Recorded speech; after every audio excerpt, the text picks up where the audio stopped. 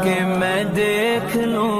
हज, उम्रा और मुक़द्दस मकामात की ज़ियारत का अगर है अरमान तो दिल में रखिए इत्मीनान, क्योंकि आपके अपने शहर में है ज़ीशान। जी हाँ, ज़ीशान टूर एंड ट्रैवल्स लाए हैं खुसूसी उम्रा पैकेजेस। उम्रा के मुक़द्दस सफ़र को सहूलत बख्श और यादगार बनाने के लिए ज़ीशान टूर एंड ट्रैवल्स बेहतर से बेहतर इंतजामात करता है। तो फिर ज़रूर तशरीफ़ लाइए Zeeshan tour and travels, Inayat complex, first floor, beside Moti Masjid, Tipu Sultan road, Raichur. या फिर फ़ोन पर रब्ता कीजिए 9036503835 9538726665 पर भी आप रब्ता कर सकते हैं। नाज़रीन, आदाब, एवन टीवी में आप तमाम का खैर मकदम। 16 अप्रैल को पार्लिमानी इंतखाबात होंगे, ये सवाल आज सुबह से सोशल मीडिया पर गश्त कर रहा है। दरअसल इलेक्शन कमीशन ऑफ इंडिया ने मुताल्लिक़ा ज़िला डिप्टी कमिश्नरों को मकतूब रवाना करते हुए 16 अप्रैल को इंतखाबात मुनक़िद कराने के इम्कानात के सिलसिले में मालूमात फ़राहम की है। यानी एक मानों में इस इम्कान पर गौर किया जा रहा है कि 16 अप्रैल को इंतखाबात हो सकते हैं। इंतखाबात की तैयारियों के सिलसिले में ये एक आर्जी तारीख मुकर्रर की गई है।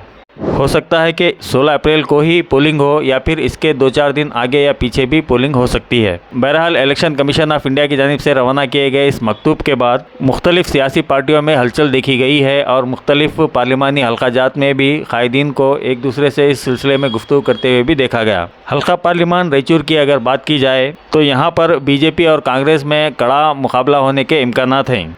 16 अप्रैल अगर इंतखाबात की तारीख़ है तो इस सिलसिले में अभी तक दोनों पार्टियों में कोई तैयारी नज़र नहीं आती है। बीजेपी में मौजूदा रुकन पार्लिमान राजा अमरेश्वर नायक उम्मीदवार की हैसियत से मौजूद है, लेकिन ये भी कहा जा रहा है कि इस मरतबा बीजेपी नए उम्मीदवार को मैदान में उतारने का इरादा रखती है। इस सिलसिले में 2 नाम लिए जा रहे हैं। एक तो कांग्रेस से बीजेपी को जानने वाले कायद बीवी नायक और दूसरे साबिक़ा रुकन असम्बली तिपराज हवालदार। इन दोनों के नाम भी बीजेपी हल्कों में काफ़ी चर्चा में हैं। कांग्रेस की अगर बात की जाए तो साबिक़ा रुकन पार्लिमान बीवी नायक के कांग्रेस छोड़ने के बाद अब कांग्रेस किसको टिकट देने वाली है, इस सिलसिले में काफ़ी बहस व मुबाहिसा चल रहा है। इस सिलसिले में 2 नाम अहम तौर पर सुने जा रहे हैं। एक नाम है रवि पाटिल का और दूसरा नाम है देवण्णा नायक एडवोकेट का। तीसरे नाम के तौर पर साबिक़ा IAS ऑफिसर कुमारा नायक का नाम भी सुनने में आ रहा है। इसके अलावा ये भी कहा जा रहा है कि इस मरतबा कांग्रेस पार्टी किसी रुकन असम्बली को पार्लिमानी टिकट देने के सिलसिले में भी गौर कर रही है। अगर ऐसा होता है तो रायचूर रूरल के रुकन असम्बली बसंत गौड़ा दद्दल का नाम सबसे अहम समझा जा रहा है। दूसरे नंबर पर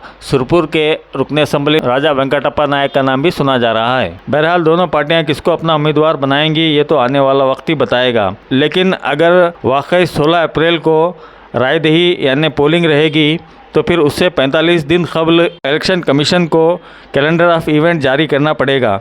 यानी कि फरवरी के आखिरी हफ्ते में election commission calendar of event जारी कर सकती है। इस लिहाज से देखा जाए तो पार्टियों के पास सिर्फ़ और सिर्फ 30 दिन का वक्त है। वक्त की कमी और पार्लिमानी हल्के काफ़ी वसी और कुशादा हैं। अगर बात हल्का पार्लिमान रायचूर की जाए तो यहाँ पर 8 असम्बली हल्काजात आते हैं। रायचूर सिटी, रायचूर रूरल, मानवी, देवदुर्ग, लिंगसुगूर, यादगीर, शाहपुर और सुरपुर और तकरीबन 20 लाख वोटर्स इस पार्लिमानी हल्के में मौजूद हैं। इतने कम वक्त में इन तमाम वोटर्स तक पहुंचना और इन तमाम असम्बली हल्काजात का दौरा करना उम्मीदवारों के लिए एक कठिन मरहला साबित हो सकता है।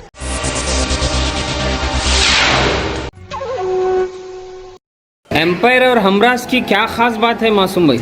यहाँ की सिलाई और कपड़ा ब्रांडेड ब्रांडेड ब्रांडेड